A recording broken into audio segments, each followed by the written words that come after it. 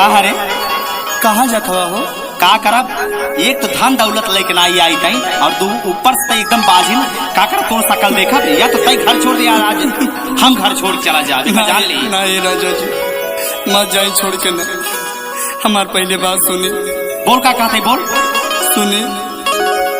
अरे हाथ जोड़ी पारी हम चरणवा हमारे राजा हो।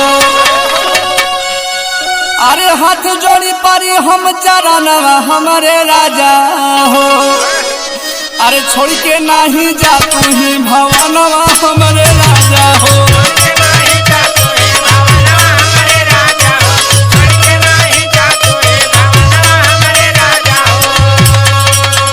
हे भवनवा हमारे राजा हमारे राजा हमारे राजा हो।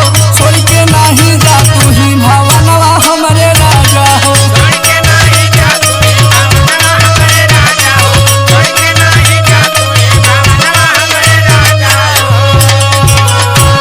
शर्त पर न जावे का जान ली। अपने बाप लगे फोन कर और हमार जवन कुल उधार बा मंगाओ धान दहेज का जानी तबई न जाब हम। पहले हमार बात सुनी। बोल बोल का कहा थई? अरे जवन जुरल दी हले तो हका। अरे धान दवलतिया अरे से ज्यादा रहे ना बाबू के आवकतिया। अरे कर नहीं इतना जुलुम हमारे राजा हो। अरे कर नहीं इतना जुलुम हमारे राजा हो। अरे छोड़ के नहीं जा तू ही भवनवा हमारे राजा हो।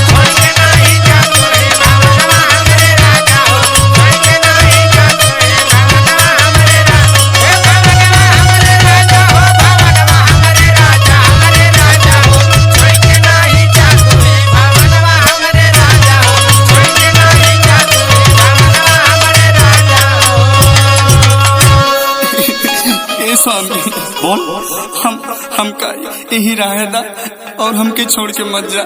हम यही जे तोरे घरे रहा कुछ न मांगन मांगब। पहले हमार बात सुना सुना सुना सुना सुना। अरे तोहरे घरे राजा हम अरे नून रोटी खाई। अरे फटा ही लुगरिया पे अरे जिंदगी बिताई।